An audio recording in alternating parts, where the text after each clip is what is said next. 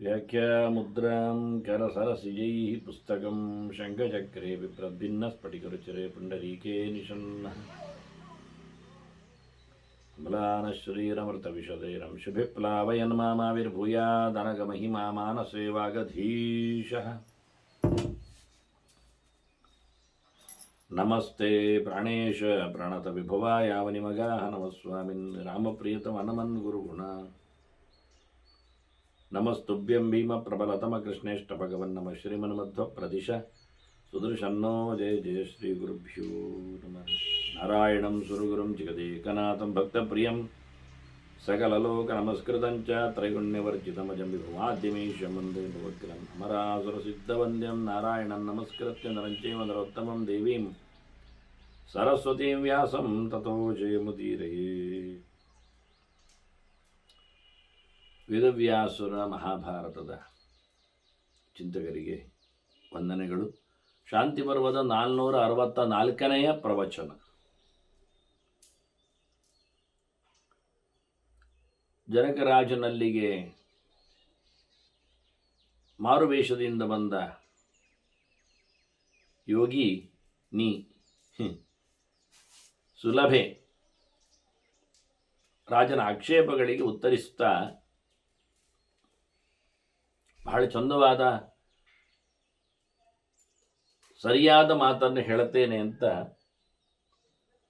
ಈ ಸೃಷ್ಟಿಯ ಹಿನ್ನೆಲೆಯಲ್ಲಿ ಚಿಂತನೆಗಳನ್ನು ನಡೆಸಿಕೊಟ್ಲು. ಯಾರು ನೀನು ಅಂತ ಕೇಳುವುದಲ್ಲಿ ತಾತ್ಪರ್ಯ ಇಲ್ಲ ಅನ್ನುವುದನ್ನು ಅನೇಕ ಆಯಾಮಗಳಿಂದ ಆಕೆ ಪ್ರಸ್ತುತಪಡಿಸಿದ್ಲು. ಈಕೆ ಚೆಲುವೆ ಇದ್ದಾಳೆ, ಅದರ ಬಗ್ಗೆಯೂ ಕೆಲವು ಮಾತನ್ನು ಹೇಳಿದ್ದವ ರಾಜ. ಹಾಗೆ ಇವಳು ಹೇಳ್ತಾಳೆ, ಹುಟ್ಟಿನ ವಿಷಯವನ್ನು ಕೊಟ್ಟಲಲ್ಲ ಅವಳು. 9 ತಿಂಗಳಲ್ಲಿ ಹುಟ್ಟಿ ಬರ್ತದೆ, ಒಳಗಿನ ಮಾಂಸದ ತುಣುಕು ಬೆಳೆದಿರ್ತದೆ ಅಂತೆಲ್ಲ ಹೇಳುತ್ತಾ ಅವಯವಗಳ ಉಗುರು ರೋಮಗಳ ಅಭಿವ್ಯಕ್ತಿಗಳ ಬಗ್ಗೆ ಹೇಳಿದ್ಲು. ಕೊನೆಗೆ ಹೇಳ್ತಾಳೆ, ಜಾತಮಾತ್ರಂತು ಯದ್ ರೂಪಂ, ಹುಟ್ಟಿದಾಗ ಇರುತ್ತದೆ ರೂಪ, ಅದು ಮತ್ತೆ ಬದಲಾಗ್ತದೆ. ಶೈಶವ ಅದು ಕೌಮಾರಕ್ಕೆ, ಅಲ್ಲಿಂದ ಮುಂದಕ್ಕೆ ಯೌವನಕ್ಕೆ, ಇನ್ನು ಮುಂದಕ್ಕೆ ಬೆಳೆಯುತ್ತಾ ಕೊನೆಗೆ ಮುದಿತನಕ್ಕೆ ಹೋಗ್ತದೆ. ಪೂರ್ವಂ ನ ಲಭ್ಯತೆ, ಒಂದಾದ್ರೂ ಸಿಗ್ತದ ಬೇಕು ಅಂದಾಗ. ಮುದುಕನಿಗೆ ತನ್ನ ಬಾಲ್ಯದ ದೇಹ ಎಲ್ಲಿ ಸಿಗ್ತದೆ? ಕಳೆದೋದದ್ದು ಕಳೆದೋಯ್ತು. ಸರಿ, ಬದಲಾವಣೆ ಆದ್ರೂ ಗೊತ್ತಾಗ್ತದ? ಕಲಾನಾಂ ಪೃಥಗರ್ಥಾನಂ ಸೂಕ್ಷ್ಮ ಅತ್ತು ನ ವಿಭಾವ್ಯತೆ ಅಂತಾಳೆ ಇವಳು. ಪ್ರತಿನಿತ್ಯದ ಬದಲಾವಣೆಯಲ್ಲಿ ಒಂದೊಂದೇ ಅಂಶಗಳ ವ್ಯತ್ಯಾಸದಲ್ಲಿ ಇದು ಗೊತ್ತೂ ಆಗುವುದಿಲ್ಲ ಸೂಕ್ಷ್ಮವಾಗಿ. ಆದರೆ ಆಗುವುದಾಗ್ತಾನೆ ಇರ್ತದೆ. ನತೈಷಾಂ ಅಪ್ಯಯೋ ರಾಜನ್ ಲಕ್ಷ್ಯತೆ ಪ್ರಭವೋನಚ. ಅದರ ಈಗ ಬದಲಾವಣೆಯಲ್ಲಿ ಏನರ್ಥ? ನಾಶ ಆಗಿರಬೇಕು, ಹುಟ್ಟಿರ್ಬೇಕಲ್ವ. ಹೊಸ ಹೊಸ ಜೀವಕೋಶಗಳ ಉತ್ಪತ್ತಿ, ಹಳೆಯ ಜೀವಕೋಶಗಳ ನಾಶ, ಇದು ನಿಜವಾಗಿ ಆರ್ಗನ್ಗಳಾಗತಕ್ಕಂಥ ಬದಲಾವಣೆಗಳ ವ್ಯವಸ್ಥೆಗಳು. ಹಾರ್ಮೋನ್ಸ್ಗಳ ವ್ಯವಸ್ಥೆಯಲ್ಲಿ. ಹೀಗಾಗಿ ನಾಶವೂ ಕಾಣುವುದಿಲ್ಲ, ಗಮನಕ್ಕೆ ಸಿಗುವುದಿಲ್ಲ, ಉತ್ಪತ್ತಿಯೂ ಕಾಣುವುದಿಲ್ಲ. ಅಂತ ಅದ್ಭುತವಾದಂಥ ವ್ಯವಸ್ಥೆಗಳಲ್ಲಿ ಬೆಳವಣಿಗೆ ಆಗ್ತಾ ಇರ್ತದೆ, ನಾಶ ಉಂಟಾಗ್ತಾ ಇರ್ತದೆ. ಹೀಗಾಗಿ ಯಾರನ್ನು ಹೇಗೊಂದು ಗುರುತಿಸುವ? ಅವಸ್ಥಾಯಾಂ ದೀಪಸ್ಯೇವ ಅರ್ಚಿಷೋ ಗತಿ. ದೀಪ ಉರಿತಾನೆ ಇರ್ತದೆ ಅಂತ ಹೇಳುತ್ತೇವೆ ನಾವು. ಏಕಪ್ರಕಾರದಲ್ಲಿ ಒಂದೇ ನಮನೆ ಇಷ್ಟು ಅಳತೆಯಲ್ಲಿ, ಪ್ರಮಾಣದಲ್ಲಿ, ಬೆಳಕಿನಲ್ಲಿ, ಬಿಸಿಯಲ್ಲಿ, ಶಾಖೆಯಲ್ಲಿ ಉರಿತಾ ಇದೆ ಅಂತ. ಆದರೆ ಆಗದಿಂದ ಈಗಿನವರೆಗೂ ಉರಿಯುವ ದೀಪ ಒಂದೇ ಆಗಿ ನಮಗೆ ಕಾಣುತ್ತದೆ ಅಂತ ಹೇಳ್ತೇವಲ್ಲ, ಏಕಪ್ರಕಾರವಾಗಿ ಅಂತ. ಎಲ್ಲಿ ಏಕಪ್ರಕಾರ? ಹೇಗಾಗ್ತದೆ? ಕ್ಷಣ ಕ್ಷಣದಲ್ಲಿ ಉರಿಯುತ್ತಿರುವ ದೀಪದಲ್ಲಿ ಬದಲಾವಣೆ ಆಗ್ತಾ ಇರ್ತದೆ.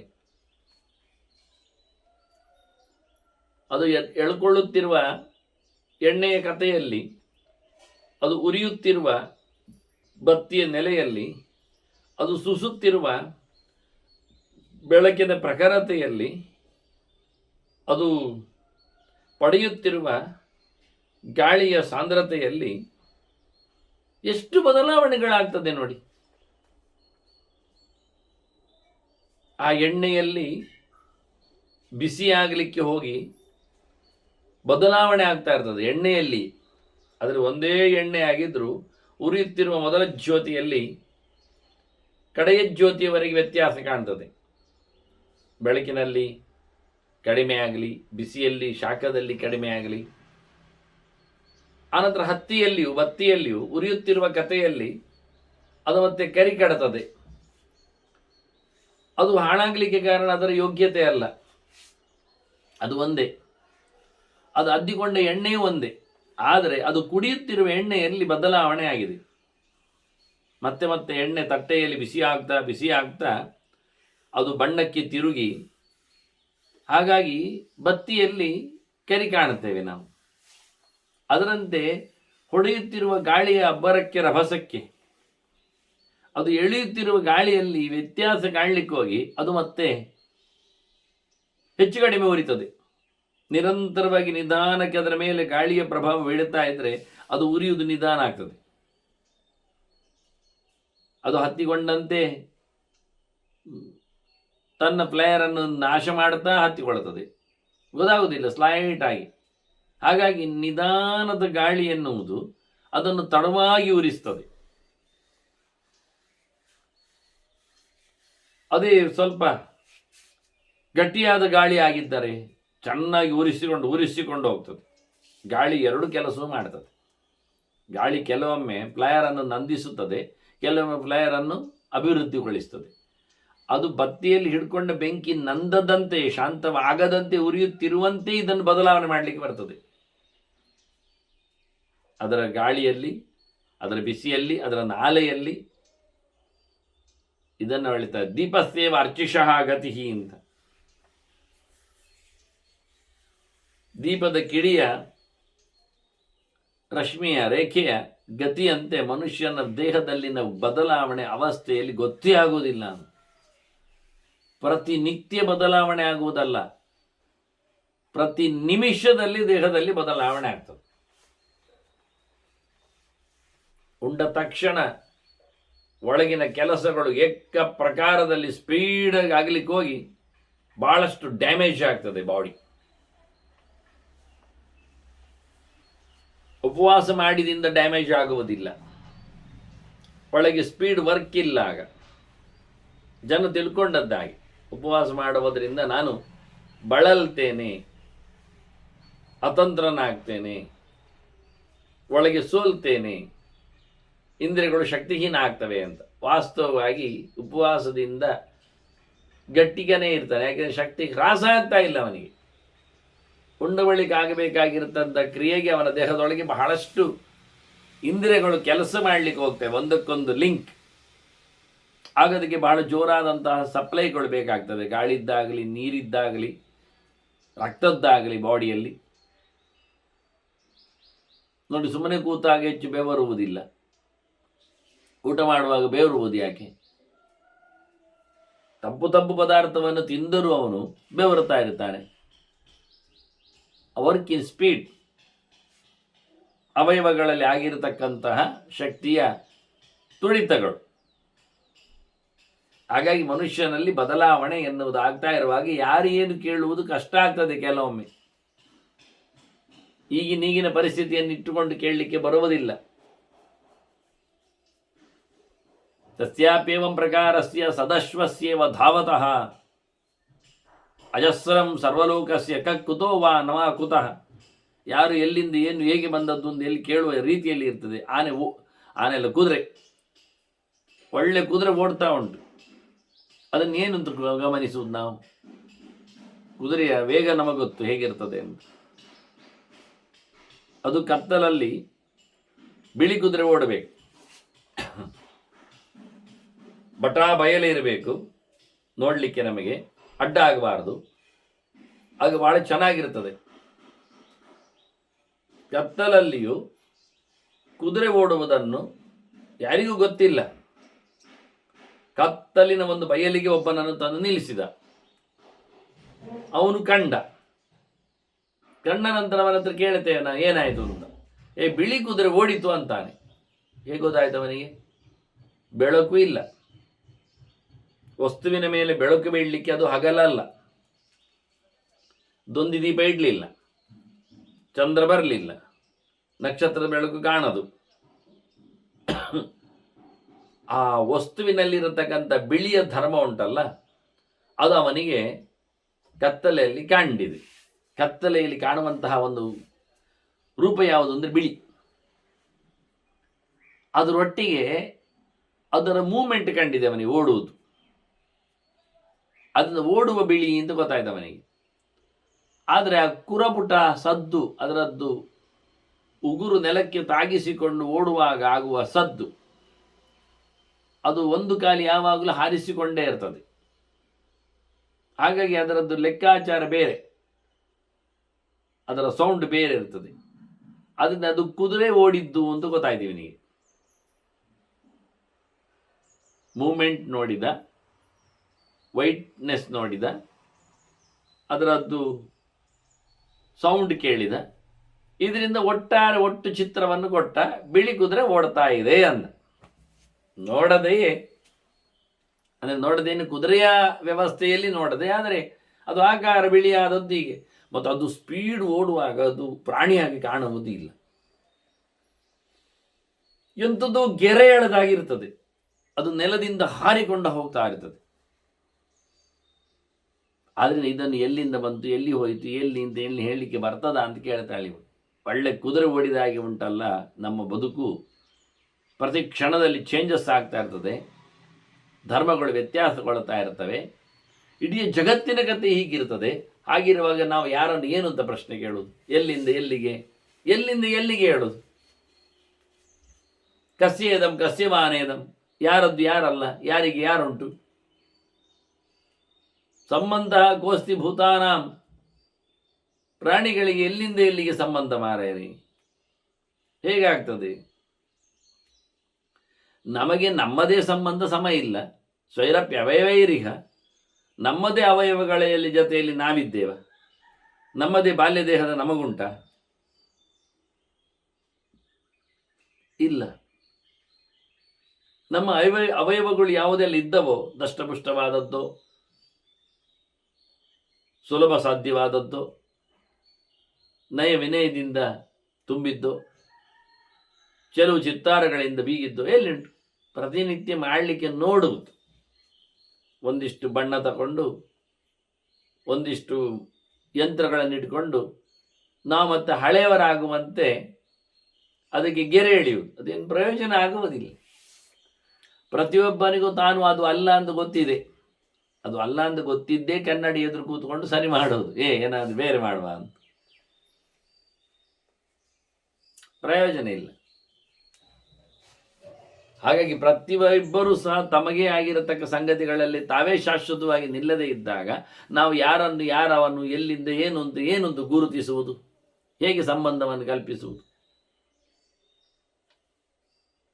ಯಥಾದಿತ್ಯಾತ್ ಮನೇಶ್ಚಾಪಿ ವಿರುದ್ಧಶ್ಚೈವ ಪಾವಕಃ ಜಾಯಂತ್ಯೇವಂ ಸಮುದಯಾತ್ ಕಲಾನಾಮಿವ ಜಂತವ. ಸೂರ್ಯನ ಕಿಡಿತಾಗಿ, ಸೂರ್ಯಮಣಿಯ ಸ್ಪರ್ಶ ಆಗಿ, ಪೊದರುಗಳ ತಾಕಲಾಟದಿಂದ ಬೆಂಕಿ ಉತ್ಪತ್ತಿ ಆಗ್ತಾನೇ ಇರ್ತದೆ, ಹೊರಗೆ ಬರ್ತಾ ಇರ್ತದೆ. ಇದು ಸಮುದಾಯದ ಪಾಠ. ಒಟ್ಟು ಸೇರಿಕೊಂಡಾಗ ಏನಾದರೂ ಆಗ್ತದೆ ಅಂತ. ಎಲ್ಲ ಒಟ್ಟಾದಾಗ ಅತ್ತ ಸೂರ್ಯ ಬಂದ, ಇತ್ತ ಗಾಜು ಇತ್ತು, ಆಚೆಗೆ ಹುಲ್ಲು ರಾಶಿ ಬಿತ್ತು, ಇದು ಒಟ್ಟಾಯ್ತು. ಯಾರೋ ಗಾಜಿನ ಪೀಸನ್ನು ಮುದ್ದೆ ಹುಲ್ಲಿನ ಮೇಲೆ ಹಾಕಿ ಹೋದ. ನಡುವೆ ಸೂರ್ಯ ಬಂದಾಗ ಗಾಜಿನ ಮೇಲೆ ಅವನ ಪ್ರಖರವಾದ ಕಿರಣ ಹಾದು ಹೋಯಿತು. ಅದು ಏಕತ್ರ ಸಮನ್ವಯಗೊಳಿಸಿದಾಗ ಅದು ಹುಲ್ಲಿನ ರಾಶಿಯ ಮೇಲೆ ಬಿದ್ದಿತ್ತು. ಆ ಕಿರಣದ ಮೊತ್ತ ಬೆಂಕಿ ಹಿಡಿಯಿತು. ಯಾರು ಹಿಡಿದದಲ್ಲ, ಅದರ ಒಂದು ಮೂಮೆಂಟಿಗೆ ಗಾಜಿನ ಮೇಲೆ ಆ ಕಿರಣಗಳ ರಾಶಿ ಏಕಪ್ರಕಾರವಾಗಿ ಬೀಳಲು ಹೋಗಿ ಬೆಂಕಿ ಹೇಳುವುದು ಸತ್ಯ. ಹೀಗೆ ಎಷ್ಟೋ ಕಡೆಯಲ್ಲಿ ಗುಡ್ಡೆಯಲ್ಲಿ ಬೆಂಕಿ ಹತ್ತಿದ್ದುಂಟು. ಅದು ಇದೇ ಪ್ರಕಾರವಾದಂತಹ ಒಂದು ತಂತ್ರಾಂಶದಿಂದ ಸಮುದಾಯ ಆತು. ಇಲ್ಲಿ ಅರ್ಥ ಏನು ಕೇಳಿದರೆ, ಒಟ್ಟಾದರು ಒಂದು ಏನು ಒಟ್ಟಾದರು, ನಡುನೆತ್ತಿಯ ಸೂರ್ಯ ಒಟ್ಟಾದ, ಗಾಜು ಒಟ್ಟಾಯಿತು, ಅದರ ಪ್ರಖರವಾದ ತೇಜಸ್ಸು ಬೀಳುವಲ್ಲಿ ಹುಲ್ಲು ಒಟ್ಟಿತ್ತು ಅಷ್ಟೆ. ನಿಜವಾಗಿ ಒಣಗಿದ ಹುಲ್ಲಿನ ರಾಶಿ ಅದರ ಮೇಲೆ ಆ ಪಾಯಿಂಟ್ ಬಿದ್ದರೆ, ಗಾಜಿನ ಮೇಲೆ ಬಿದ್ದ ಸೂರ್ಯನ ಕಿರಣದ ಪಾಯಿಂಟಲ್ಲಿ ಬಿದ್ದರೆ ಅದು ಕೆಲವೇ ಸೆಕೆಂಡುಗಳಲ್ಲಿ ಆಗತಕ್ಕಂಥ ಕೆಲಸಗಳು. ಬರ್ರನೆ ಉರಿದು ಬರ್ತದೆ, ಉರಿದಂತ ಮತ್ತೆ ಹತ್ಕೊಂಡು ಹೋಗ್ತದೆ. ಹೀಗೆ ಜೀವರ ಕಥೆ ಎಲ್ಲ ಹಾಗೆ ಆಗುತ್ತೆ. ಕಲೆಗಳು ಒಟ್ಟಾಗ್ತವೆ, ವಸ್ತುಗಳು ಉಡ್ತವೆ. ನೀನು ನನ್ನನ್ನು ಯಾರು ಕೇಳ್ತೀಯಲ್ಲ, ನೀನು ನಿನ್ನನ್ನು ನೋಡ್ತೀಯಾ, ನೀನು ನಿನ್ನನ್ನು ದೇವರಡಿಗೆ ಸಾಗಿಸಿದ್ಯಾ, ನೋಡ್ತಾ ಇದ್ದೀಯಲ್ಲ. ಆತ್ಮನ್ನೇವ ಆತ್ಮನಾತ್ಮಾನಂ ಯಥಾತ್ವಂ ಅನುಪಶ್ಯಸ್. ದಿನಾ ನೀನು ನಿರಂತರವಾಗಿ ಯಾವತ್ತೂ ಸಹ ದೇವರನ್ನು ನೋಡುವವ, ದೇವರ ಎಚ್ಚರವನ್ನು ಮಾಡಿಕೊಂಡವ. ಹೇಗೆ ನೋಡ್ತಾ ಇದ್ದಿ? ನೀನು ದೇವರನ್ನು ನೋಡ್ತಾ ಇದ್ದಿ. ಅದಕ್ಕೆ ಕಾರಣ ಮಾಧ್ಯಮ ನಿನ್ನ ಮನಸ್ಸು, ಅದು ನಿನ್ನ ದೇಹದಲ್ಲಿ ಇದೆ. ಹಾಗಾದರೆ ನೀನು ನಿನ್ನ ದೇಹದಲ್ಲಿರುವ ನಿನ್ನ ಮನಸ್ಸಿನಿಂದ ನಿನ್ನೊಳಗಿನ ಆತ್ಮನನ್ನು, ನಾರಾಯಣನನ್ನು, ಭಗವಂತನನ್ನು ನೀನು ನೋಡ್ತಾ ಇದ್ದಿ. ಆತ್ಮನ ಮನಸ ಆತ್ಮಾನಂ ಅನುಪಶ್ಯಸಿ ಅಲ್ಲವ? ಮನಸ್ಸಿನಿಂದ ಆತ್ಮನಿ, ದೇಹದಲ್ಲಿ ದೇವನನ್ನು, ಮನಸ್ಸಿನಿಂದ ಜೀವನು ನೋಡ್ತಾ ಇದ್ದಾನೆ. ಹಾಗಿದ್ರೆ ಏವಮೇವ ಆತ್ಮನ ಆತ್ಮಾನಂ ಅನ್ಯಸ್ಮಿನ್ ಕಿನ್ನ ಪಶ್ಯಸಿ. ಈ ಮನಸ್ಸಿನಿಂದ ಆ ದೇವನನ್ನು ಇನ್ನೊಬ್ಬನಲ್ಲಿ ಯಾಕೆ ನೀನು ನೋಡುವುದಿಲ್ಲ?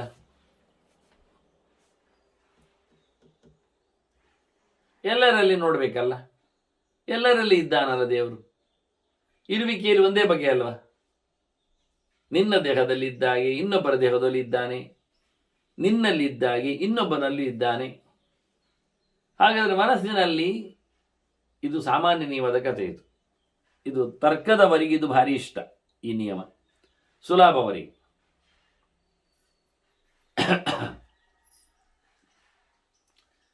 ಬಹಳ ಒಂದು ವಿಚಿತ್ರವಾದಂತಹ ಕಾನ್ಸೆಪ್ಟ್ ಅದು. ಮತ್ತೆ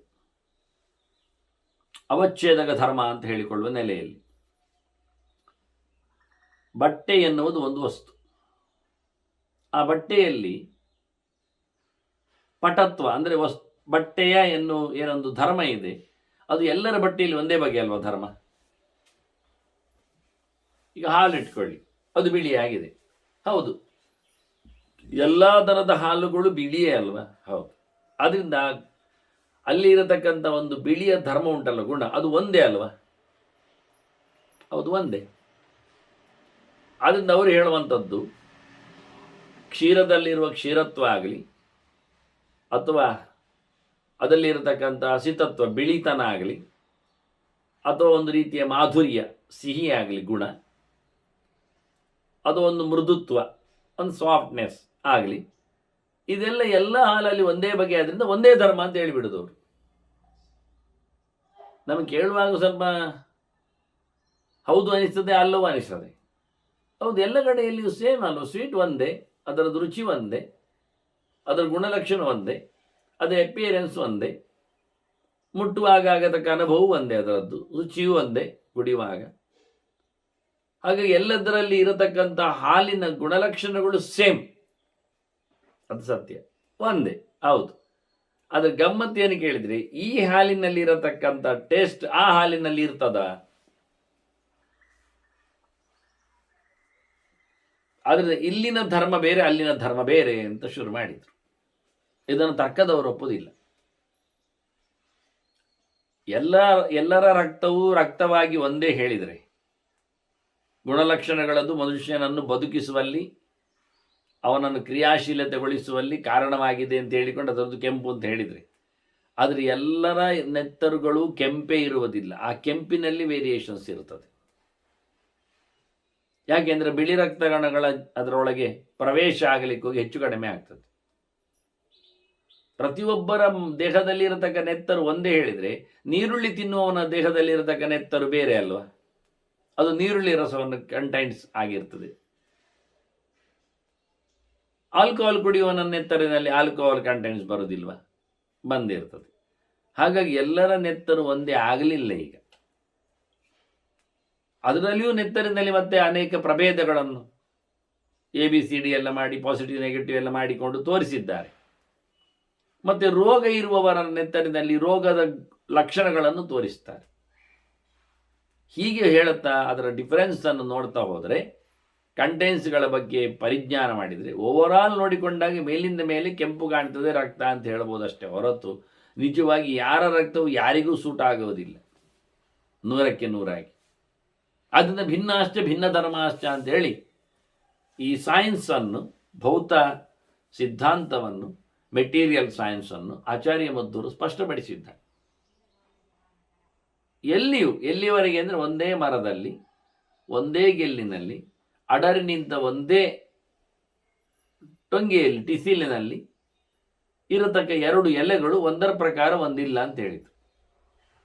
ಅದರಲ್ಲಿ ಇರತಕ್ಕಂಥ ರೂಪ, ವಿಕಾರ, ವಿನ್ಯಾಸ, ರೇಖೆ, ಲೈನ್ಸ್, ಕಲರ್ ಎಷ್ಟು ಕ್ರಮಬದ್ಧವಾಗಿದ್ದರೂ ಒಂದು ಎಲೆಯಾಗಿ ಇನ್ನೊಂದು ಎಲೆ ಕಲರೇ ಇರುವುದಿಲ್ಲ. ಕಾಂಬಿನೇಷನ್ಸ್. ಅದು ನೀರು ಕುಡಿಯುವ ಕತೆ, ನೀರ ಪಸಿ ನೆಡ್ಕೊಂಡಿರುವ ಬಗೆ, ಅದು ಸೂರ್ಯನ ಕಿರಣಕ್ಕೆ ಮೈ ಒಡ್ಡಿದ ರೀತಿ, ಇವನ್ನೆಲ್ಲ ಗಮನಿಸಿಕೊಂಡಾಗ, ಅದರ ಆಕಾರವನ್ನು ಡಿಸೈನು ನೋಡಿಕೊಂಡಾಗ, ಅದರ ಬೆನ್ನ ಹಿಂದಿರತಕ್ಕಂಥ ರೇಖೆಗಳು, ನರಂಬುಗಳು ಅಂತ ಹೇಳ್ತಾರಲ್ಲ, ಮನುಷ್ಯನ ಮೈಯಲ್ಲಿ ಕಾಣುವ ಹಾಗೆ ನರಜಾಲಗಳು ಕಾಣುವ ಹಾಗೆ ಎಲೆಗಳಲ್ಲಿ ಬ್ಯಾಕ್ ಸೈಡ್ ನೋಡಿದ ಅದರಲ್ಲಿ ನರಮಂಡಲಗಳು ಕಾಣುತ್ತವೆ. ಅದು ಒಂದರಾಗಿ ಒಂದರಲ್ಲಿ ಇಲ್ಲ ಗೆರೆಗಳು, ಮನುಷ್ಯನ ಫಿಂಗರ್ ಪ್ರಿಂಟ್ ಥರ ಎಲ್ಲ. ಆದ್ದರಿಂದ ಇದು ಒಂದೇ ಹೇಳಿದರೆ ತಪ್ಪಾಗ್ತದೆ, ಒಂದು ಆಗುವುದಿಲ್ಲ. ಈಕೆ ಆ ತಾರ್ಕಿಕವಾದ ಮುಖದಲ್ಲಿ ವಾದ ಮಾಡ್ತಾಳೆ, ನೀನು ಜೀವನಲ್ಲಿ ದೇವರನ್ನು ನೋಡುವವ, ಯಾಕೆ ನೀನು ಜೀವ, ನಿನ್ನಲ್ಲಿ ದೇವರನ್ನು ನೋಡ್ತಾ ಇದ್ದಿ. ನೀನು ಮನಸ್ಸಿನಲ್ಲಿ ದೇವರನ್ನು ಹುಡುಕುವವ, ನೀನು ದೇಹದಲ್ಲಿ ದೇವರನ್ನು ಗುರುತಿಸುವವ, ನಿನ್ನ ದೇಹದಲ್ಲಿ ದೇವರನ್ನು ನೀನು ಗಮನಿಸಿದೀಯ, ಹಾಗೆ ಇನ್ನೊಬ್ಬರ ದೇಹದಲ್ಲಿ ಗಮನಿಸು. ಎಲ್ಲವೂ ದೇಹ ತಾನೆ, ಎಲ್ಲರೂ ಜೀವ ಅಲ್ಲವಾ? ಹೀಗೆ ತರ್ಕ ಮಾಡುವವಳಿಗೆ ಒಂದು ಪ್ರಶ್ನೆ ಬರ್ತದೆ, ಏನಂದರೆ ಹಾಗಾದರೆ ಎಲ್ಲರೂ ಮನಸ್ಸೇ ಅಲ್ವಾ? ಅದು ಇವನೊಂದು ಮನಸ್ಸಿನಲ್ಲಿ ದೇವರನ್ನು ನೋಡಿದಾಗ ಎಲ್ಲರ ಮನಸ್ಸು ಇವನದ್ದೇ ಆಗಿಬಿಟ್ಟು ನೋಡಿದಾಗ ಆಗಲಿಲ್ವಾ? ಅದರಿಂದ ಪ್ರಶ್ನೆಯ ಅಸಂಗತ ಆಗುತ್ತೆ. ಕೆಲವೊಮ್ಮೆ ನೋಡುವುದಿಲ್ಲವೇ, ಕೇಳಲಿಕ್ಕಿಲ್ಲ, ನೋಡಿದೆ ಎಲ್ಲ ಇರ್ತದೆ, ಆಗಿದೆ ಅಂತ ಅರ್ಥ.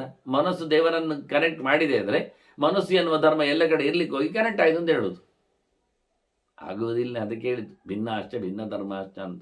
ಪ್ರತ್ಯೇಕವಾದ ವ್ಯವಸ್ಥೆ ಇದೆ. ಗಾಳಿ ಎಲ್ಲ ಒಂದೇ ಹೇಳಿ ನನ್ನ ಮೂಗಿನಲ್ಲಿರುವ, ನಾನು ಉಸಿರಾಡುತ್ತಿರುವ ಅದೆಲ್ಲ ಗಾಳಿ ಒಂದೇ ಆಗುವುದಿಲ್ಲ. ಆಗ ಎಲ್ಲರೂ ಉಸಿರಾಡಿದ ಮೂಲಕ ಗಾಳಿಯಲ್ಲಿ ಮತ್ತೆ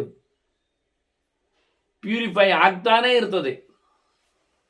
ಅದೇ ಗಾಳಿಯ ಧರ್ಮ. ಗೌಚಿ ತನ್ನಷ್ಟಕ್ಕೆ ತಾನೇ ಸರಿ ಮಾಡಿಕೊಂಡು ಓಡಾಡ್ತದೆ. ಹೀಗಾಗಿ ಒಂದು ಆಗುವುದಿಲ್ಲ. ಈಕೆ ಕೇಳಿಬಿಡುತ್ತಾಳೆ, ಇರಲಿ. ಯದ್ಯಾತ್ಮನಿ ಪರಸ್ತಿಶ್ಚ ಸಮತಾ ಮಧ್ಯವಸ್ಯಸಿ.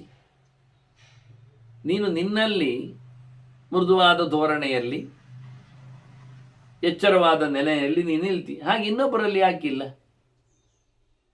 ಎಲ್ಲೆಡೆ ಒಂದೇ ಅಲ್ವಾ? ಆತ್ಮತ್ವದ ಅರಿವು ದೇವರಂದು ಸಮತಾನೆ. ಹಾಗಿರುವ ಮತ್ತೊಬ್ಬರಲ್ಲಿಯೂ ನೀನು ಸಮತ್ವವನ್ನು ನೋಡುವವ, ನೀನು ಆಕ್ಷೇಪ ಮಾಡುವ ಕಥೆಯಲ್ಲಿ ಬರ್ತದೆ. ನೀನು ನನಗೆ ತೊಂದರೆ ಮಾಡಿದೆ, ನೀನು ನನ್ನನ್ನು ದರ್ಶನ ಮಾಡಿದೆ, ನೀನು ಯಾರಾಗಿದೆ ಕೇಳಲಿಕ್ಕಿಲ್ಲಲ್ಲ. ನಿನ್ನಾಗೆ ಎಲ್ಲವೂ ಅಂದಾಗ ಯಾರನ್ನು ಪ್ರಶ್ನಿಸುವಂತೆ ಆಕ್ಷೇಪಿಸುವಂತೆ ಎಲ್ಲಿ ಆಗ್ತದೆ? ಅಥವಾ ಕಾಸಿ ಕಸ್ಯೇತಿ ಕಿಮರ್ಥಮನು ಪೃಚ್ಛಸಿ. ನನ್ನನ್ನು ಯಾರವಳು ಎಂತ ಕೇಳುದು ನೀನು? ಯಾರಿವಳು ಯಾರವಳು ಎಲ್ಲ ಇದು ಯಾರಿಗೆ ಸಂಬಂಧಪಟ್ಟವಳು ಇವಳು ಯಾರು ಇದ್ದಾಳೆ? ಹಾಗಾಗಿ ಸಾಮಾನ್ಯವಾದ ಆತ್ಮದ ಅರಿವು ಇದ್ದಾಗ ಎಲ್ಲವನ್ನು ಅರಿತವನು ಅಂತ ಅರ್ಥ ಆಗ್ತದೆ, ಭೇದ ಮಾಡಲಿಕ್ಕೆ ಬರುವುದಿಲ್ಲ ಅಂತ. ಇದೆಲ್ಲ ವಿಚಿತ್ರವಾದಂಥ ಕಾನ್ಸೆಪ್ಟ್ಗಳಾಗಿದ್ದರೂ ಪ್ರಶ್ನೆ ಮಾಡುವಂಥದ್ದು. ಇದಂ ಮೇ ಸ್ಯಾತ್ ಇದಂ ನೇತಿ ದ್ವಂದ್ವೈ ಮುಕ್ತಸ್ಯ ಮೈಥಿಲ ಕಾಸಿಕಸ್ಯ ಕುತೋ ವೇತಿ ವಚನೈ ಕಿಂ ಪ್ರಯೋಜನ. ನೀನು ಹೇಳ್ತೀನಿ ನಾನು ಮುಕ್ತ, ಎಲ್ಲವನ್ನು ಬಿಟ್ಟವ, ನನಗೆ ಯಾರು ಏನು ಸಂಬಂಧ ಇಲ್ಲ ಅಂತ ಹೇಳಿಕೊಂಡು ನಾನಾಗೆ ಮುಕ್ತನಾದ ರಾಜನಾಗಿದ್ದೇನೆ ಅಂತೇಳಿ ಯೋಗದ ಚಿಂತನೆಯಲ್ಲಿ ನೀನು ಮಾತಾಡಿದ್ದೀಯಲ್ಲ. ಹಾಗಾದರೆ ಇದು ನನ್ನದು, ಇದು ನನ್ನದಲ್ಲ, ಇದು ನಾನು, ಇದು ನಾನಲ್ಲ ಅಂತ ಅನ್ನತಕ್ಕಂಥ ದ್ವಂದ್ವ ನಿನಗಿಲ್ಲ ಆಗಿದ್ರೆ ನಾನು ಯಾರು ನೀನು ಯಾರು ಅಂತ ಕೇಳೋದೇನು ಬಂತು?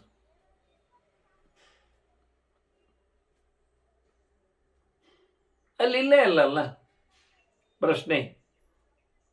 ನೀನು ಮುಕ್ತ ಅಲ್ವಾ, ಯಾವ ಲೇಪವೂ ಇಲ್ಲದಲ್ವಾ ಅಲ್ವಾ ಅಂತ ಕೇಳ್ತಾಳೆ ಮತ್ತೆ ಒಂದು ರೀತಿಯಿಂದ.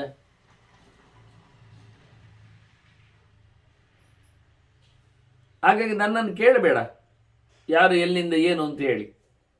ನಿನಗಿದ್ದು ಬೇರೆ ಅದು ಬೇರೆ ಅಂತ ಕಾಣುವುದೇ ಇಲ್ಲ ಅಲ್ಲ. ತಟಸ್ಥವಾದಂಥ ಭಾವನೆ ನಿನ್ನಲ್ಲಿರುವಾಗ ಏನು ಪ್ರಯೋಜನ ಆಗ್ತದೆ? ನೀನು ಮತ್ತೆ ರಾಜ ಮುಕ್ತ ಅಂತ ಹೇಳಿದೆ, ಬಿಡುಗಡೆಯಲ್ಲಿ ಇದ್ದೇನೆ ಹೇಳಿದೆ. ಇದು ಛತ್ರ, ಅದು ಲೆಕ್ಕಕ್ಕೆ ಮಾತ್ರ. ಹೇಗೆ ಸನ್ಯಾಸಿ ಕೈಯಲ್ಲಿ ದಂಡ ಇರ್ತದೋ ಹಾಗೆ ಸುಮ್ಮನೆ ಅವ ಬಿಟ್ಟು ಇರ್ತಾನೆ, ನಾನು ಬಿಟ್ಟು ಇರ್ತೇನೆ. ಇದ್ದರೂ ನಾನು ಇದ್ದಾಗಿಲ್ಲ, ಅವನು ಪಡೆದು ಇದ್ದಾಗಿಲ್ಲ ಅಂತ ಹೇಗೆ ಅಂತ. ಅಲ್ಲ, ನಿನಗೆ ಶತ್ರುಗಳಿಲ್ವ? ನಿನಗಿಲ್ಲ, ಶತ್ರುಗಳಿದ್ದಾರಲ್ವ. ನಿನ್ನನ್ನು ದ್ವೇಷಿಸುವವರಿದ್ದಾರೆ, ಹೌದು. ಸುತ್ತಮುತ್ತಲ ರಾಜರವರೇ ಅಲ್ವಾ, ಮತ್ತೇನು. ರಿಪೌ ಮಿತ್ರೇಚ ಮಧ್ಯಸ್ಥೆ ವಿಜಯೇ ಸಂಧಿ ವಿಕ್ರಯ ಕೃತವಾನ್. ನೀನು ಹೇಗಿದೆ ಅವರಲ್ಲಿ? ಯಾವ ಭಾವನೆಯಿಂದ ಇರುವೆ? ಯಾವ ರೀತಿಯಲ್ಲಿ ವ್ಯವಹರಿಸ್ತಿ? ಶತ್ರುಗಳಿದ್ದಾರೆ, ಮಿತ್ರರಿದ್ದಾರೆ, ಮಧ್ಯಸ್ಥರಿದ್ದಾರೆ, ಯಾವ ಪಕ್ಷವನ್ನು ಸೇರದವರಿದ್ದಾರೆ. ಅವರ ಜೊತೆಯಲ್ಲಿ ನೀನು ಮಿತ್ರರ ಜೊತೆಯಲ್ಲಿ ಸಂಧಿ ಮಾಡಿಕೊಳ್ತೀಯ, ಸಮಾನರ ಜೊತೆಯಲ್ಲಿ ವಿಗ್ರಹಕ್ಕೆ ನಿಲ್ತಿ, ಗೆಲ್ಲಿಕ್ಕೆ ಬರ್ತದೆ ಅಂತ. ಹಾಗೆ ಸಾಮಾನ್ಯ ವೈರಿಯಲ್ಲಿ ಸಂಧಿ ಮಾಡಿಕೊಳ್ಳಿಕ್ಕಾಗ್ತದೆ, ದುಷ್ಟವೈರಿಯನ್ನು ಮುಗಿಸ್ಲಿಕ್ಕೆ ಬರ್ತದೆ, ಯುದ್ಧ ಮಾಡಲಿಕ್ಕೆ ಆಗ್ತದೆ. ಇವೆಲ್ಲ ನೀನು ಮಾಡ್ತಾ ಇದ್ದೀಯಲ್ಲ, ನಡೆಸಿಕೊಡ್ತಾ ಇದ್ದೀಯಲ್ಲ. ಮತ್ತೆ ನೀನು ಮುಕ್ತ ಎಂದದು ಎಂದಸ್ಮಿನ್ ಮುಕ್ತ ಲಕ್ಷಣ. ಹೀಗಿರುವಾಗ ನಿನ್ನನ್ನು ಮುಕ್ತ ಅಂತ ಕರೆಯುವುದು ಹೇಗೆ, ಗುರುತಿಸುವುದು ಹೇಗೆ? ಏನು ಬಿಟ್ಟಿದೆ? ತ್ರಿವರ್ಗಂ ಸಪ್ತದಾನ್ಯಸ್ತಂ ಯೋನವೇದೇಹ ಕರ್ಮಸು ಸಂಗಮಾನ್ಯ ತ್ರಿವರ್ಗೇ ಚ ಎಂದಸ್ಮಿನ್ ಮುಕ್ತ ಲಕ್ಷಣ. ನೀನು ಯಜ್ಞಯಾಗ ಮಾಡ್ತಾ ಇಲ್ವಾ? ಅಲಸ ಅಲ್ವಾ? ನನಗೇನು, ನಾನು ಅದರಲ್ಲಿ ಯಾವುದೇ ಸಂಬಂಧ ಇಲ್ಲದೆ ಮುಕ್ತನಾಗಿ ಮಾಡ್ತಾ ಇದ್ದೆ ಅಂದರೆ ಮುಕ್ತನೇ ಮಾಡುವುದು ಅಂದರೆ ಮಾಡ್ತಾ ಇದ್ದೀಯಲ್ಲ. ಈಗ ರಾಜನ ಅರಮನೆಯಲ್ಲಿ ಊಟ ಮಾಡ್ತಾನಲ್ವಾ, ಹಾಗಿದ್ದಾರೆ ತಿಂದಿದ್ದೇನೆ, ಎಂಥದ್ದು ಗೊತ್ತಿಲ್ಲ. ಅಲ್ಲ, ತಿಂದದ್ದು ಹೌದಲ್ಲ, ಒಳ್ಳೆ ಕೆಲಸ ಮಾಡ್ತದಲ್ಲ, ವ್ಯತ್ಯಾಸ ಆಗ್ತದಲ್ಲ. ತಣ್ಣೀರು ಕುಡಿದ್ರೆ ಅವನಿಗೆ ಶೀತ ಆಗ್ತದೆ, ಬಿಸಿ ನೀರು ಕುಡಿದ್ರೆ ಗಂಟಲು ಹರಿದು ಹೋಗ್ತದೆ, ಸುಟ್ಟು ಹೋಗ್ತದೆ. ನಾನು ಮುಕ್ತ ಇದ್ದೇನೆ ಹೇಳಿದ್ರೆ ಆಗ್ತದ? ಹೇಳಲಿಕ್ಕೆ ಹೇಳಿದವ. ನನ್ನ ಒಂದು ಕಡೆಯಲ್ಲಿ ಕೈಯನ್ನು ತಿಕ್ಕಿದರೂ ನನಗೇನು ಸಮಸ್ಯೆ ಇಲ್ಲ, ಗಂಧದಲ್ಲಿ ಪೂಸಿಕೊಂಡು ನನಗೇನು ಆಗುವುದಿಲ್ಲ. ಮತ್ತೊಂದು ಕೈಯಲ್ಲಿ ಅವನು ಅದನ್ನು ಚಚ್ಚುತ್ತಾ ಬಂದರೂ ನನಗೇನು ಆಗುವುದಿಲ್ಲ ಅಂತ. ಅಷ್ಟು ನಾನು ನಿರ್ಮುಕ್ತನಾಗಿದ್ದೇನೆ, ಸುಖ ದುಃಖಗಳ ಆಚೆ ಇದ್ದೇನೆ ಅಂತ. ನೀನು ಹೋಮ ಹವನಗಳನ್ನೆಲ್ಲ ನಡೆಸುವುದು ಧರ್ಮಾರ್ಥ ಕಾಮಗಳಿಗಲ್ವ? ಧರ್ಮಾರ್ಥ ಕಾಮಗಳು ಮನುಷ್ಯನನ್ನು ಮಾತಾಡಿಸ್ತಾವಲ್ಲ. ಬಯಕೆಗಳು, ದುಡ್ಡುಗಳು, ಧರ್ಮಗಳು, ಇದು ಯಜ್ಞಯಾಗಗಳೆಲ್ಲ ಪೂಜೆ ಪುನಸ್ಕಾರಗಳು, ಇದು ವೇದವನ್ನು ಉಳಿಸುವ ಕತೆ. ಹಾಗಾಗಿ ನಾವು ಅದನ್ನು ನಡೆಸುವುದಿಲ್ಲ ಹೇಳಿದರೆ ವೇದ ಇಲ್ಲ ಅಂತ ಅರ್ಥ.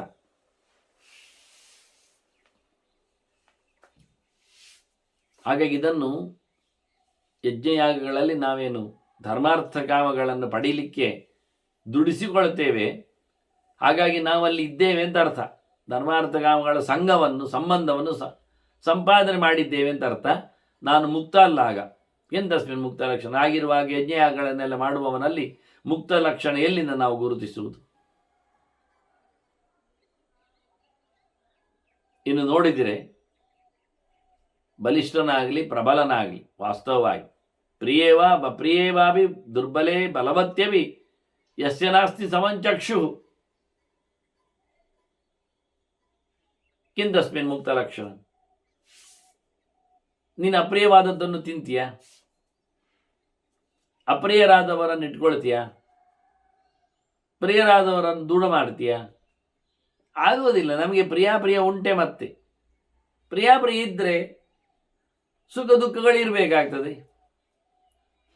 ದುರ್ಬಲ ಬಲ ಅವರ ಬಗ್ಗೆ ನಾವು ಗಮನಿಸ್ತೇವೆ. ಅವನು ದುರ್ಬಲ ರಾಜ ಇದ್ದಾನೆ, ಅಲ್ಲಿ ತಲೆ ಕಾಡಿಸಬೇಕಾಗಿಲ್ಲ. ಇವ ಬಲಿಷ್ಠ ಇದ್ದಾನೆ, ಇವನನ್ನು ಹಗ್ಗು ಬಡಿಬೇಕಾಗ್ತದೆ ಎಂದು. ಆದ್ರಿಂದ ನಮಗೆ ಸಮಚಕ್ಷುಸ್ಸಿಲ್ಲ. ಒಬ್ಬ ದುರ್ಬಲ ರಾಜ ಇದ್ರೆ ಅವನ ಮೇಲೆ ನಾವು ಸವಾರಿ ಮಾಡ್ತೇವೆ. ಪ್ರಬಲ ರಾಜನಲ್ಲಿ ಸಂಧಿ ಮಾಡಲಿಕ್ಕೆ ನೋಡ್ತೇವೆ ಸಮಯ ಇದ್ದರೆ. ಸಮಾನ ಚಕ್ಷುಸಾದರೆ ದುರ್ಬಲನಲ್ಲಿಯೂ ಸಂಧಿ ಮಾಡಬೇಕು, ಸಮಾನನಲ್ಲಿಯೂ ಸಂಧಿ ಮಾಡಿದ ಹಾಗೆ. ಇಲ್ಲ, ದುರ್ಬಲ ಮೇಲೆಯೂ ನಾವು ದೌರ್ಜನ್ಯ ತೋರಿಸಬೇಕು ಎತ್ತಿಗಟ್ಟಿಕೊಂಡು, ಪ್ರಬಲನ ಮೇಲೂ ನಾವು ಹೋರಾಟಕ್ಕೆ ನಿಲ್ಲಬೇಕು. ಅದಾಗಲಿ.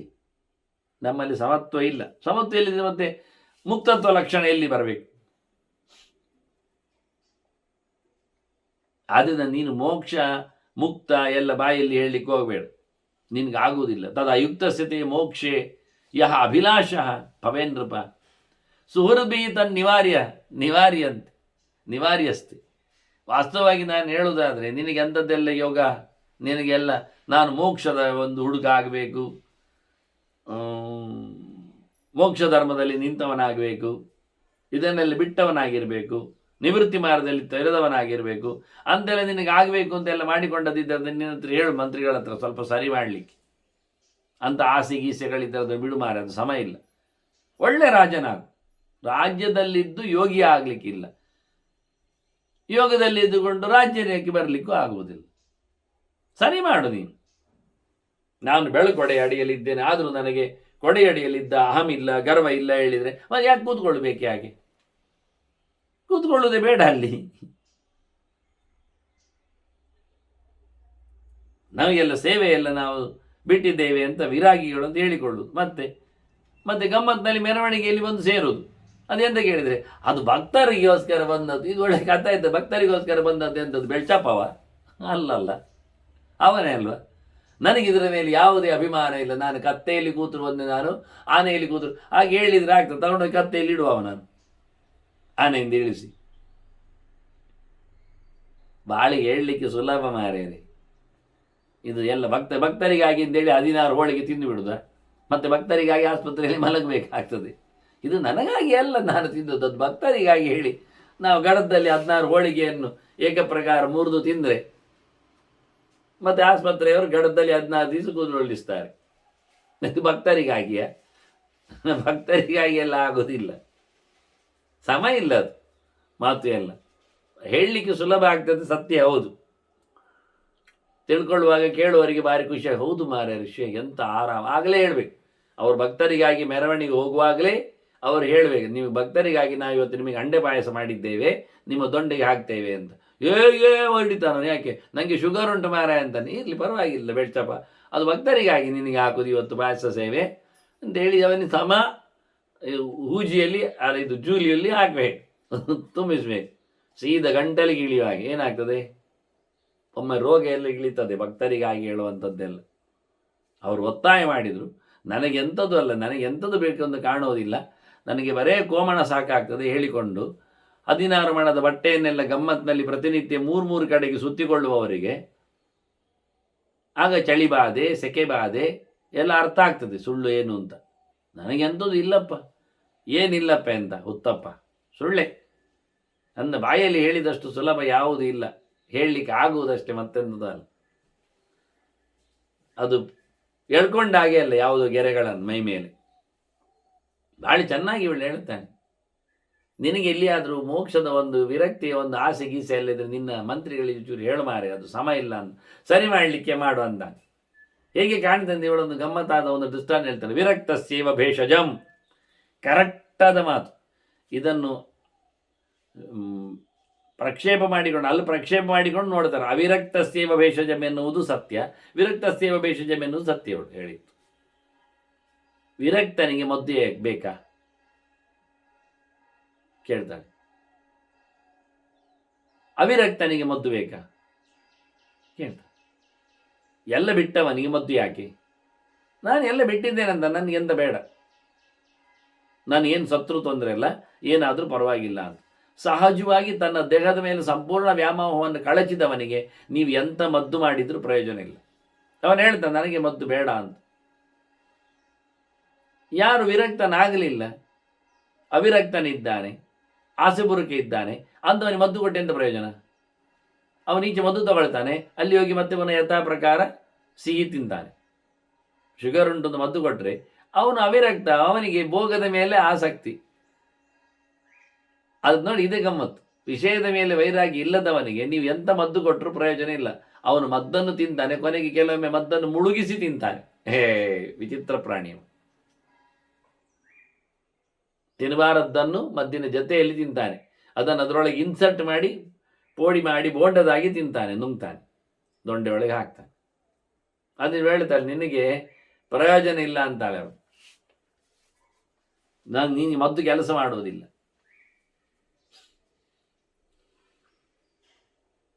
ತಾನಿ ಅವರು ಅನುಸಂದೃಶ್ಯ ಸಂಘಸ್ಥಾನಾನಿ ಅರಿಂದಮ. ಅಲ್ಲಲ್ಲಿನ ಸಂಪರ್ಕ ಸಾಧನಗಳನ್ನೆಲ್ಲ ನೋಡಿಕೊ, ಅಭ್ಯಾಸ ಮಾಡು. ಆಗ ಆತ್ಮನಿ ಸಂಪಶ್ಯ, ಚೆನ್ನಾಗಿ ನಿನ್ನಲ್ಲಿ ನೀನು ಪರೀಕ್ಷಿಸಿ ನೋಡಿಕೋ, ಸರಿ ಉಂಟ ಇಲ್ಲವ ಏನಾಗಿದೆ ಅಂತ. ಕಿಮನ್ಯತ್ ಮೋಕ್ಷ ಲಕ್ಷಣ, ಇದೆಂತಾಗಿದೆ, ಬಿಡುಗಡೆ ಹೇಗೆ ಬರ್ತಾ ಇದೆ, ಮುಕ್ತ ಲಕ್ಷಣ. ಕಿಮನ್ಯತ್ ಮುಕ್ತ ಲಕ್ಷಣ. ಪ್ರತಿಯೊಂದರ ವಿಷಯಗಳನ್ನು ಚೆನ್ನಾಗಿ ಪರೀಕ್ಷಿಸಿದಾಗ ಅರ್ಥ ಆಗ್ತದೆ ಏನಿದೆ ಏನಾಗಿದೆ ಅಂತ. ಇನ್ನೂ ಹೇಳ್ತೇನೆ ಕೇಳು. ವಾಸ್ತವವಾಗಿ ಹೇಳೋದಾದ್ರೆ, ನೀನು ಎಲ್ಲಿದ್ದಿ? ನೀನು ರಾಜ ಅಂದಿಯಲ್ಲ, ಇಡೀ ಭೂಮಂಡಲದ ಒಡೆಯ ನೀನಲ್ವಾ? ಎಷ್ಟುಂಟು? ನೀನಿರುವುದು ಒಂದು ಪಟ್ಟಣದಲ್ಲಿ, ಆ ಭೂಮಂಡಲ ಹೋಯ್ತು. ಪಟ್ಟಣದಲ್ಲಿ ಒಂದು ಅರಮನೆಯಲ್ಲಿ, ಒಂದು ಮನೆಯಲ್ಲಿ ಇರುವುದು ನೀನು. ಪಟ್ಟಣ ಹೋಯ್ತು.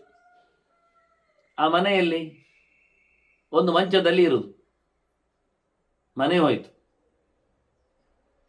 ಆ ಒಂದು ಮಂಚದ ಹಾಸಿಗೆಯಲ್ಲಿ ಅರ್ಧ ದಿನ ಹೆಂಡತಿ ಇದ್ದಾಳೆ, ಅದು ಹೋಯ್ತು. ಎಷ್ಟು ಕಮ್ಮಿ ಆಯ್ತು ನೋಡ ಅಂತಾನೆ. ತದನೇನ ಪ್ರಸಂಗೇನ ಈ ಉಳಿದವರೆಲ್ಲರ ತುಂಡು ತುಂಡು ತಿನ್ಲಿಕ್ಕೆ ಹೋಗಿ ಎಲ್ಲ ಪ್ರಸಂಗಗಳೇ ಜಾಸ್ತಿ ಆದದ್ದು ಇಲ್ಲಿ. ಎಲ್ಲ ಹರಿದು ಹಂಚಿ ಹೋಗಿ ಇಡೀ ಭೂಮಂಡಲದಲ್ಲಿ ಒಂದೂರಿಗೆ ಬಂತು, ಪಟ್ಟಣಕ್ಕೆ. ಆ ಒಂದು ಪಟ್ಟಣದಲ್ಲಿ ಒಂದು ಮನೆಗೆ ಹೋಯಿತು ನಿನ್ನ ವ್ಯಾಪ್ತಿ. ಆ ಮನೆಯಿಂದ ನಿನಗೆ ಒಂದು ಮಂಚಕ್ಕೆ ಬಂತು, ಮಂಚದಲ್ಲಿ ಅರ್ಧ ತಿಂದೋಯ್ತು. ಆದ್ದರಿಂದ ಪಲೆ ನಾಲ್ಪೇನ ಯುಜ್ಯತೆ, ನಿನಗೆ ಸಿಗುವುದು ಬರಾಡ ಕಡಿಮೆ. ಒಂದು ಇಡೀ ಅಖಂಡ ಭೂಮಂಡಲದ ಒಡೆಯ ಸಿಗುವಂಥದ್ದು ಬಿದ್ದುಕೊಳ್ಳಿಕ್ಕೆ ಅವನಿಗೆ ಅರ್ಧ ಚಾಪೆ. ಬಹಳ ಕಡಿಮೆ ಫಲ ಸಿಗುವಂಥದ್ದು ನಮಗೆ. ಏವಮೇವ ಉಪಭೋಗೇಶು ನಿಗ್ರಹ ಅನುಗ್ರಹ ಪ್ರತಿ. ಎಲ್ಲ ಕಡೆಯಲ್ಲಿ ಇಂಥದ್ದೇ ಮಾರ್ಯಾರ. ನಮ್ಮ ಕಾರ್ಬಾರ್ ಬಹಳ ಕಡಿಮೆ ಇರು. ತಿನ್ನುವಾಗಲೂ ಹಾಗೆ. ದೊಡ್ಡ ತೋಟ ಮಾಡಿದ, ತೋಟದಲ್ಲಿ 100 ಮರ ನಡೆಸಿದ, 1000 ಹಣ್ಣು ಕಿತ್ತ, ತಿನ್ನುವುದೆಷ್ಟು? ಒಂದು ಹಣ್ಣು. ಅದು ಪೂರ ಇಲ್ಲ, ಕೆಲವೊಮ್ಮೆ ಅರ್ಧಕ್ಕೆ ತುಂಡಿಗೆ ನಿಂತು ಹೋಗ್ತದೆ. ಗದ್ದೆ, ನಿಮಗೆಷ್ಟು ಆ ಗದ್ದೆ ಇದೆ? ಅವ ಹೇಳ್ತಾನೆ 4-6 ಎಕರೆ ಹೇಳ್ತಾನೆ. 10-12 ಕಂಡಿಗೆ ಅಕ್ಕಿ ಭತ್ತ ಆಗ್ತದೆ ಹೇಳ್ತಾನೆ. 8-10 ಜೋಡಿ ಎತ್ತು ಉಂಟು ಹೇಳ್ತಾನೆ. ಆಳು ಕಾಳುಗಳು ಮನೆ ಕೊಟ್ಟು ನಿಲ್ಲಿಸಿಕೊಂಡವರು ಸುಮಾರು ಜನ ಇದ್ದಾರೆ ಅಂತಾನೆ. ಮತ್ತು ತಿನ್ನುವುದೆಷ್ಟು ದಿನಕ್ಕೆ? ಇಡೀ ಒಂದಿಡಿ 1-2 ಇಡಿ ಅಕ್ಕಿ ಅನ್ನ, ಮತ್ತೇನು ಬಂತು? ಎಲ್ಲ ಹಾಗೆ ನಾವು ಮಾಡಿಕೊಳ್ಳುವುದು, ನೋಡಿಕೊಳ್ಳುವುದು, ಬಿಟ್ಟುಕೊಡುವಂಥದ್ದು, ಹಾಳಾಗಿ ಹೋಗುವುದು, ಬೆಳೆದು ಬಂದು ಬರುವಂಥದ್ದು ಎಲ್ಲ ನಮ್ಮ ಕೈಯಲ್ಲಿಲ್ಲ. ಯಾರನ್ನು ನೋಡಿಕೊಳ್ಳುವಲ್ಲಿ ಇಲ್ಲ. ವೈದ್ಯನೇ ಹೇಳುತ್ತಾನೆ, ಕೈ ಮೇಲೆ ಎತ್ತುತ್ತಾನೆ, ಬೊಬ್ಬೆ ಹೊಡ್ಕೊಂಡಿದ್ದಾನೆ, ಅವನ ಮನೆಯದ್ದೇ ರೋಗ ರುಜಿನಗಳಲ್ಲಿ ಯಾವುದು ಅಲ್ಲ ಅಂತ. ಪರತಂತ್ರ ಸದಾ ರಾಜ. ಈಕೆ ಹೇಳ್ತಾಳೆ, ರಾಜ ಯಾವತ್ತೂ ಸೋತವನೇ, ಇನ್ನೊಬ್ಬರ ಅಡಿಯಾಳೆ, ಹೇಳಿಕೊಳ್ಳಿಕ್ಕೆ ರಾಜ. ನಾವು ನೋಡಿಲ್ವಾ, ಇವತ್ತು ನಮ್ಮ ದೇಶದ ಪ್ರಧಾನಿಯ ಕತೆ ನೋಡಿಬೇಕಾದ್ರೆ ಒಂದು ಹೆಜ್ಜೆ ಇಡಬೇಕಾದ್ರೂ ಆಚೀಚೆ ನೋಡ್ಲಿಕ್ಕುಂಟು, ನೋಡಿದವರು ಹೇಳಲಿಕ್ಕುಂಟು, ತಿನ್ನಬೇಕಾದ್ರೂ ಮೊದಲು ಯಾರೋ ತಿಂದಿರಬೇಕಾಗ್ತದೆ. ಇದನ್ನು ಕರೆಕ್ಟಾಗಿ ಅವಳು ಹೇಳಿದಲ್ಲ, ಆವತ್ತು ಹೇಳಿಬಿಟ್ಟಿದ್ದಾಳೆ. ಏನಿಲ್ಲ, ಸ್ವಲ್ಪ ಪ್ರಯುಜ್ಯತೆ, ಪ್ರತಿಯೊಂದರಲ್ಲಿ ಚೂರಿನಲ್ಲಿಯೇ ತೃಪ್ತಿ ಪಡಬೇಕವ. ಬೇಕು ಹೇಳಿದ್ರಿಲ್ಲ, ಇರುವಂಥದ್ದು ಅಲ್ಲ. ಎಲ್ಲದರಲ್ಲಿ ಮಂತ್ರಿಗಳ ಮಾತಾಡಲಿಕ್ಕೆ ಉಂಟು, ಮಾತಾಡದೆ ಯಾವ ಕೆಲಸ ಆಗುವುದಿಲ್ಲ. ಹೆಂಗಸರ ಜೊತೆ ಹೋಗುವಲ್ಲಿ ಬಹಳ ಸ್ಟ್ರಿಕ್ಟ್ ಇರ್ತದೆ. ಆಟ ಆಡಲಿಕ್ಕೆ ಬರುವಂತಿಲ್ಲ, ಅವನು ಹೆಚ್ಚು ಮಾತಾಡುವಾಗಿಲ್ಲ. ಮಾತಾಡಿದ್ರಲ್ಲಿ ಏನು ಹುಡುಕ್ತಾರೆ, ಹುಡುಕುವನ್ನು ಅದನ್ನು ಮತ್ತೆ ಲೇವಡಿ ಮಾಡ್ತಾರೆ. ಸಂಧಿ ಮಾಡಿಕೊಳ್ಳುವಲ್ಲಿ ಕೇಳಬೇಕು 10 ಸರ್ತಿ. ಯುದ್ಧಕ್ಕೆ ಹೋಗಬೇಕು, ತಿನ್ನಬೇಕಾಗ್ತದೆ. ಊಟ ಮಾಡಲಿಕ್ಕೂ ಜನ ಬೇಕು, ನಿದ್ದೆ ಮಾಡಲಿಕ್ಕೂ ಪುರುಸೋತ್ಕೊಳ್ಳಿಕ್ಕುಂಟು. ಬೇಕಾದಾಗಿ ಮಲಗಲಿಕ್ಕಿಲ್ಲ. ಬೇಕಾದಲ್ಲಿ ಎಲ್ಲದರಲ್ಲಿಯೂ ರಾಜ ಅಸ್ವತಂತ್ರ, ಏನಿಲ್ಲ. ಅವಶಃ ಕಾರ್ಯತೆ ತತ್ರ. ತಾನು ಹೇಳಿದಾಗ ಏನು ನಡೆಯುವುದಿಲ್ಲ, ಹೇಳಲಿಕ್ಕೆ ರಾಜ ಸರ್ವತಂತ್ರ, ಸ್ವತಂತ್ರ, ಸಾರ್ವಭೌಮ ಹೇಳುವುದಷ್ಟೇ. ಯಾರು ಕೇಳಿದ ಆಚೀಚೆ ನೋಡ್ಬೇಕು, ಯಾರೊಂದು ಅವರೆಲ್ಲ ಇದ್ದಾಗ ಮಾತ್ರ ಇವ ರಾಜ. ಅವ್ರು ಹೇಳಿದಾಗೆ ಕೇಳಬೇಕು. ವಿವಶಃ ಕಾರ್ಯತೆ ಪರೈಹಿ. ಉಳಿದವರು ಹೇಳಿಯೇ ಕೆಲಸ ಆಗುದು, ಉಳಿದವರಿಂದಲೇ ಕೆಲಸ ಆಗುದು. ರಾಜ ಪೂರ ಏನು ಅಲ್ಲ. ದಾನೇ ಕೋಶಕ್ಷಯೋಪ್ಯಸ್ಯ ವೈರಂ ಚಾಸ್ಯ ಅಪ್ರಯಚ್ಛತ. ಎಂಥ ಯಜ್ಞಯಾಗ ಮಾಡಲಿಕ್ಕಿಲ್ಲ, ದಾನ ದಕ್ಷಿಣೆ ಕೊಡಲಿಕ್ಕಿಲ್ಲ, ಕೇಳಲಿಕ್ಕೆ ಬೇಕಾದ್ರೆ ಬಂದು ಕೂತಿರ್ತಾರೆ, ಫಂಡಿಗೆ ಡೊನೇಷನ್ ಎಲ್ಲ ನಿಲ್ತಾರೆ. ಕೊಡಲಿಕ್ಕಿಲ್ಲ, ಕೊಟ್ಟರೆ ಕೋಶ ಖಾಲಿ ಆಗ್ತದೆ. ಕೊಡ್ಲಿಕ್ಕೆ ಹೋದರೆ ನಾಳೆ ಎಲ್ಲ ಇಡೀ ಊರೇ ಬಂದು ಎದುರು ನಿಲ್ತದೆ. ಕೊಡದಿದ್ದರೆ ಎಲ್ಲ ಕೊಡುದಿಲ್ಲ ಹೇಳವನ ಮೇಲೆ ವಿರೋಧಿಗಳಾಗ್ತದೆ. ನೋಡಿ, ಕೊಡದಿದ್ದದ್ದಕ್ಕೆ ಬೈಗಳು ಬರ್ತದೆ, ವೈರಿಗಳಾಗ್ತಾರೆ, ವಿರೋಧಿಗಳು ಉಳ್ತಾರೆ. ಕೊಟ್ಟರೂ ಖಾಲಿ ಆಗ್ತದೆ, ಕೊಡದಿದ್ರೂ ಸಿಕ್ಕಿ ಬೀಳ್ತಾನೆ. ಪ್ರಾಜ್ಞಾನ್ ಶೂರಾನ್ ತಥಾ ವೈದ್ಯಾನ್ ಏಕಸ್ಥಾನಪಿ ಶಂಕತೆ. ಅರಮನೆ ವೈದ್ಯ, ಫ್ಯಾಮಿಲಿ ಡಾಕ್ಟರ್, ತನ್ನದೇ ಸೇವಕರು, ಸೇನಾಪತಿಗಳು, ಕಮಾಂಡೋಸ್ಗಳು, ಇಲ್ಲಿಲ್ಲೇ ತಿಂದವರು, ಇಲ್ಲಿಯೇ ಫೆಸಿಲಿಟಿ ರಾಜನದ್ದೇ, ಅವನೇ ಮಾಡಿಕೊಟ್ಟಿದ್ದಾನೆ. ಇವನದ್ದೇ ಮಂತ್ರಿ ಆಗದವರು, ಸಲಹೆಗಾರರು, ಸೂಚನೆಗಾರರು, ತಿಳಿದವರು, ಓದಿಕೊಂಡವರು, ಕಲಿತು ಬಂದವರು. ಆದರೆ ಇವನಿಗೆ ಮತ್ತೆ ಇಡ್ತಾ ಇರ್ತಾರೆ, ತಿರುಮಂತ್ರ ಆಗ್ತಾ ಇರ್ತಾರೆ. ಇವನು ಗಮನಿಸ್ತಾ ಇರಬೇಕಾಗ್ತದೆ. ಯಾವಾಗ ಸೇನಾಪತಿಯೇ ತನ್ನನ್ನೇ ಸಾರ್ವಭೌಮ ಮಾಡಿಕೊಳ್ತಾನೆ, ಇವನನ್ನು ಒಳಗೆ ಆಗ್ತಾನೆ ಗೊತ್ತಿಲ್ಲ. ಯಾವ ವೈದ್ಯನಿಗೆ ಚುಚ್ಚಿ ಇವನಂತೆಲ್ಲ ನೊಂಗ್ತಾನೆ ಹೇಳಲಿಕ್ಕೆ ಆಗೋದಿಲ್ಲ. ಬುದ್ಧಿವಂತವನಿಗೆ ತಪ್ಪು ಸಲಹೆ ಕೊಟ್ಟವನನ್ನು ಹೇಗೆ ಹೊಂಡಕ್ಕೆ ಬೀಳಿಸ್ತಾನೆ ಅರ್ಥ ಆಗೋದಿಲ್ಲ. ನೋಡಿ, ಯಾರನ್ನು ತಿಳಿದವರು ಅಂತ ಹೇಳೋದು, ಯಾರು ಗಟ್ಟಿಗರು, ಯಾರು ಸ್ವಾಸ್ಥ್ಯದವರು ಅರ್ಥ ಆಗೋದಿಲ್ಲ. ಅವ್ರ ಮೇಲೆ ಸಂಶಯ. ನಿಜವಾಗಿ ಇಲ್ಲ, ಹೆದರಬೇಕಾಗಿಲ್ಲ. ಭಯಮಪಿ ಅಭಯೇ ರಾಜ್ಞ ಯೈಶ್ಚ ನಿತ್ಯ ಉಪಾಸ್ಯತೆ. ಇವರೆಲ್ಲ ಹತ್ತಿರದಲ್ಲೇ ಇದ್ದಾರೆ, ಆದರೂ ರಾಜನ ಹೆದರಿಕೆ. ಯಾಕೆ? ಅವರೇ ಎಲ್ಲಿ ಮದ್ದಾಕಿದ್ರೆ, ಅವರೇ ಕೊಂದಾಕಿದ್ರೆ, ಅವರೇ ಹೊಡೆದಾಕಿದ್ರೆ, ಯಾವಾಗ ಮನುಷ್ಯನ ಯಾವ ರೀತಿಯಲ್ಲಿ ಇರ್ತಾನೆ ಗೊತ್ತಿಲ್ಲ. ಆದ್ದರಿಂದ ರಾಜ ಭಯಂಕರ ಹೆದರಿಕೊಂಡು ಬದುಕಬೇಕು ಪ್ರತಿನಿತ್ಯ. ಮಲಗಿದ್ದಂದ್ರೂ ಗೊತ್ತಿಲ್ಲ ಅವನಿಗೆ, ಬಾಗಿಲಾಗಿದ್ದಂದ್ರೂ ಗೊತ್ತಿಲ್ಲ, ನಿಲ್ಲಿಸಿದವನೇ ಬಾಗಿಲು ತೆಗೆದ್ರೆ. ತಥಾ ಚೈತೆ ಪ್ರದುಷ್ಯಂತಿ. ಅವರ ಮೇಲೆ ನಾವು ವಿಶ್ವಾಸ ಕಮ್ಮಿ ಮಾಡಿದರೆ ಅವರೇ ನಮ್ಮ ಮೇಲೆ ಮೋಸ ಮಾಡ್ತಾರೆ, ಹೊಡಿತಾರೆ. ವಿಶ್ವಾಸ ಇಟ್ಟರೆ ಒಬ್ಬರು ವಿಶ್ವಾಸದಿಂದ ಎಲ್ಲವನ್ನು ಕಬಳಿಸ್ತಾರೆ. ಆದರೆ ಒಂದು ಕೆಲಸ ಮಾಡ್ತಾರೆ, ಇವಳು ಹೇಳ್ತಾಳೆ, ಸರ್ವ ಸ್ವೇ ಸ್ವೇ ಗೃಹೇ ರಾಜ, ಸರ್ವ ಸ್ವೇ ಸ್ವೇ ಗೃಹೇ ಗೃಹಿ. ಆಯ್ತಾ?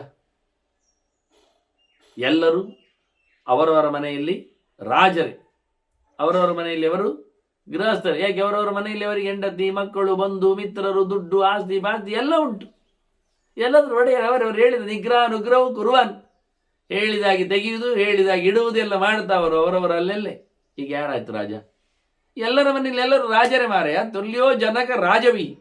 ಇವಳು ತಮಾಷೆ ಮಾಡ್ತಾರೆ, ಎಲ್ಲ ಜನಕ ರಾಜರೇ ಎಲ್ಲ ಮನೆಯಲ್ಲಿ ಜನಕ ರಾಜರೇ ಅಂತ. ಓ ಜನಕ, ರಾಜರಿಗೆ ಸಮ ನೀನು. ಓ ಜನಕ, ಜನರು ರಾಜರಿಗೆ ಸಮ, ನೀನು ಜನರಿಗೆ ಸಮ. ಮತ್ತೆಂತ ಇಷ್ಟೇ. ಅದಕ್ಕೆ ಜನಕ ರಾಜವಿಹಿಂದ ಸಮಸ್ತವಾದ ಮಾಡಿದ್ಲು, ಸಂಬೋಧನೆ ಮಾಡಿದ. ತುಲ್ಯೋ ಜನಕ ರಾಜವಿಹಿ, ಪ್ರತಿಯೊಬ್ಬರು ರಾಜ ಸಮಾನರೇ ಜನಕ ಅಂತ ಹೇಳ್ತಾನೆ. ಕೊನೆ ಹೇಳ್ತಾನೆ ತುಲ್ಯೋ ಜನಕ ರಾಜವಿಹಿ. ಗಮ್ಮತ್ತೇ ಗಮ್ಮತ್ತು. ಅದೇನು ಎಂಥದ್ದು ರೂಪ ವ್ಯತ್ಯಾಸ ಆಗಬೇಕು ಅಂತೇನಿಲ್ಲ, ರಾಜೈಹಿ ಆಗಬೇಕು ಉಪಪದ ಬಂದಾಗ ಅಂತೇನಿಲ್ಲ.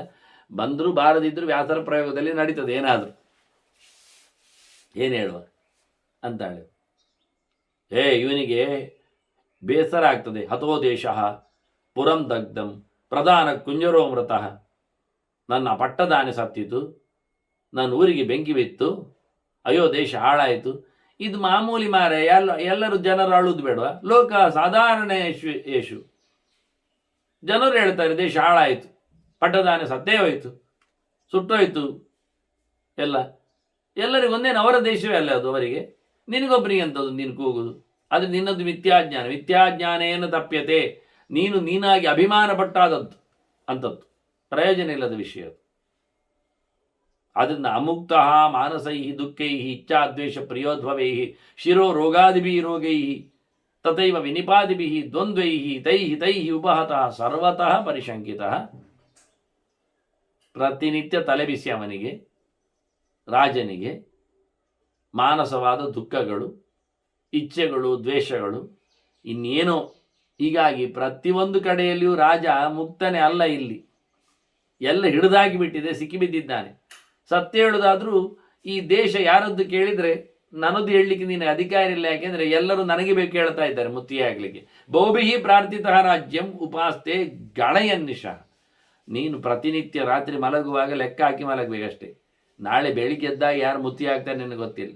ಇನ್ನು ಎಷ್ಟು ಸಮಯ ಅಂದರೆ ನೀನು ಲೆಕ್ಕ ಹಾಕಬೇಕಷ್ಟೇ. ಯಾವಾಗ ನೀನು ಇಳಿಸಿ ಇನ್ನೊಬ್ರು ಕುಳಿತುಕೊಳ್ತಾರೆ ಗೊತ್ತಿಲ್ಲ. ತುಂಬ ಜನರು ಬೇಕು ಹೇಳಿದ ಸೊತ್ತನ್ನು ನಾವು ಗಡದಲ್ಲಿ ಉಪಯೋಗಿಸಿಕೊಂಡು ಮಲಗಿದ್ದೆ ಹೇಳಿದರೆ ನಾಚಿಕೆ. ಆ ಕುರರ ಹಕ್ಕಿಯ ಕೊಕ್ಕಿನಲ್ಲಿದ್ದ ಮಾಂಸದ ಹಾಗೆ ಗಮ್ಮತ್ತಿನಲ್ಲಿ ಹಾರ್ತಾ ಉಂಟು. ಎಲ್ಲ ಜನ ಹಿಂದೆ ಬಂದಿದ್ದಾರೆ ಹೇಳಿ, ವಾ ಭಾರಿ ಗೌಜಿ ಮಾರೆ, ನನಗೆ ಮೆರವಣಿಗೆ ಹೇಳ್ತದೆ. ಮತ್ತೆ ನೋಡುವ ಪ್ರತಿ ಬೆನ್ನೆಯಿಂದ ಬಂದದ್ದು ಹೊಡಿಲಿಕ್ಕೆ ಶುರು ಮಾಡಿದ್ದು. ಇವು ಯಾಕೆ ಹೊಡೆಯುವುದು ಮಾರೆ ನನ್ನನ್ನು ಯೋಚನೆ ಮಾಡ್ತದೆ. ಇವುಗಳಿಗೆ ಚಪ್ಪಾಳಿ ತಟ್ಟಲಿಕ್ಕೆ ಬಂದದ್ದಲ್ವಾ? ಮತ್ತೆ ಗೊತ್ತಾಯಿತು ಹೊಡೆಯುವುದು ಯಾಕೆ ಅಂತ. ತುಟಿಯಲ್ಲಿ ಮಾಂಸ ಉಂಟು ಅಂತ ಕೆಳಗೆ ಹಾಕಿತು. ಆಗ ಯಾವುದೋ ಹಕ್ಕಿ ಎಕ್ಕಿತು, ಅದರ ಮೇಲೆ ಶುರು ಮಾಡಿದ್ರಿ ಎಲ್ಲ ಅಟ್ಯಾಕ್ ಮಾಡಲಿಕ್ಕೆ. ಈಗ ಅರ್ಥ ಆಯ್ತದೆ, ಓ ಇದ್ದಾಗ ಹೊಡಿತಾರೆ, ಬಿಟ್ಟಾಗ ದೂರ ಮಾಡ್ತಾರೆ ಅಂತ. ಭಾರಿ ಖುಷಿ ಆಯ್ತಂತೆ. ಹಾಗೆ ರಾಜ್ಯದಲ್ಲಿ ಇದ್ದೇನೆ ಹೇಳಿದಾಗ ಅವನು ಲೆಕ್ಕಾಚಾರ ಮಾಡ್ತಾ ಇರಬೇಕು, ರಾತ್ರಿ ಎಷ್ಟಾಯಿತು ಅಂತ. ಯಾವಾಗ ಬೀಳ್ತದೆ ಗೊತ್ತಿಲ್ಲ, ಯಾವಾಗ ನುಂಗ್ತಾರೆ ಗೊತ್ತಿಲ್ಲ. ತದಲ್ಪ ಸುಖ ಮತ್ಯರ್ಥಂ ಬಹುದುಃಖಂ ಅಸಾರವತ್. ಚೂರು ಸುಖ, ಕಂಡಾಬಟ್ಟೆ ದುಃಖ.